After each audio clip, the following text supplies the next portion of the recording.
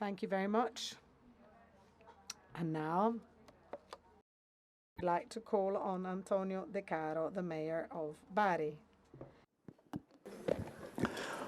Buonasera a tutti. Good evening, everybody. Lao Tzu, Chinese philosopher, said that a journey of 1,000 miles always starts with the first step. And this is a very true image, which tells us how global change is not a distant mirage. It is not a utopia. It is just the sum of a number of virtuous actions day in, day out. And all the mayors who lead big or small cities have a fundamental role to play, not just at a local level. And we obviously must understand that we have a global responsibility. If, as Lawrence says, the beating of the wings of a butterfly in the Far East can cause a tornado in Texas. We also know, however, that a small act of generosity in a city can make a difference. The subtitle of the encyclical Laudato Si is very indicative in that because the encyclical stresses that the planet we live in is our common home, and this is where we have to show respect. In this subtitle, as we know, on care for our common home, we're invited to bring together economic and ecological commitment.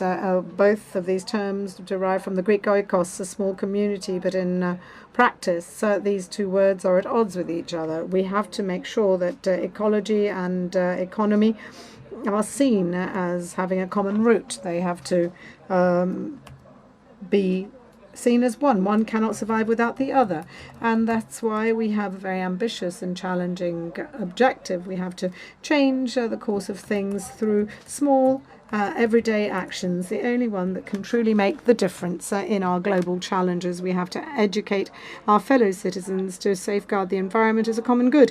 We have to teach people how to use natural resources virtuously and make sure that capital and nature can coexist. We have to think locally and act globally, because we did not inherit the earth from our parents. We have borrowed it from our children, as an old environmentalist slogan goes. And we have to make sure that we hand it to our future generations in a better condition that we found it in. And we have to promote water management and water resource management. I'm very proud to be from Bari. Bari is known for one of the biggest waterworks in Europe that was also the symbol of the struggle for water as a common good, because in 2018 all of the municipalities of the region of Puglia will jointly manage this. And we're very proud in Bari because we've created the so-called water homes. This is where people can get water on tap, and we also reduce the use of plastic when people refill their containers, and it's important to dose every litre of water. Citizens line up peacefully and understand that this water is for free because it is public, and the more they respect it, the longer this water will be a common good. These are small steps, but significant nonetheless for this journey of change. We have these water distribution centres, and in our own home,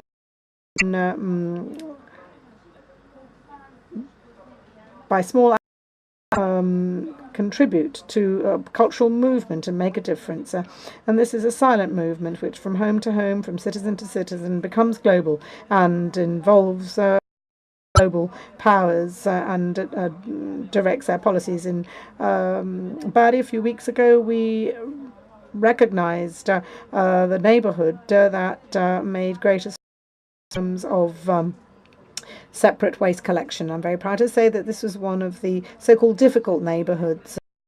This is not an award, a cup that we give, but we give the neighborhood 4 benches and a swing made with the recycled plastic. And I'm happy because I know that every time a child will play on that swing, he or she will understand that respecting the environment is not just a pretty sentence you're taught at school.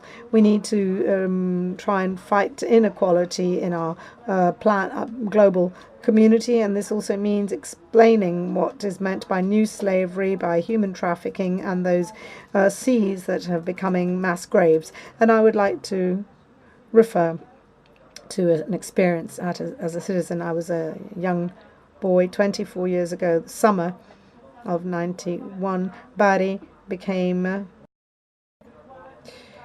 the largest inflow of migrants. A whole the Vlora birthed in Bari. 19 is a number that was mentioned by the mayor of Lampedusa to mention an episode which occurred showing intolerance. This happened only a few days ago in our country. We saw 20,000 Albanians who were fleeing the poorest country of Europe at the time, seeking a better opportunity and trying to restore their dignity. 20,000 were on board that ship. And yet we did not build barricades, we did not erect a wall, we did not burn mattresses. We opened our doors to those we considered to be brothers. Hospitality is part of our DNA in the city of Bari, or maybe because we don't want to disappoint our patron saint, Saint Nicholas, who is a bridge between the east and the west, the foreign saint who was dark-skinned. We have a dark patron saint like Palermo, and he's the symbol of the crossroads that our city is. Bari welcomes unaccompanied foreign miners who are deserted at dawn in front of our reception of our halfway homes. They are children, and for these children and all the others, as mayors, we have the duty to guide these small steps towards change. We are often scared. We would often like to go back, especially when we feel alone.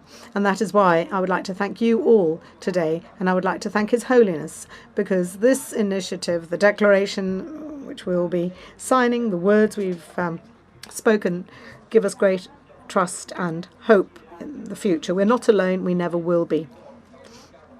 The ecological conversion that the Pope invites us to embrace in his encyclical can materialize if we work together. Thank you. Grazie, sindaco. Grazie. Bravissimo. Bueno, ce l'abbiamo fatta. All right, we made it. We heard 35 mayors, presidents. The day was full of emotion and inspiration for everybody.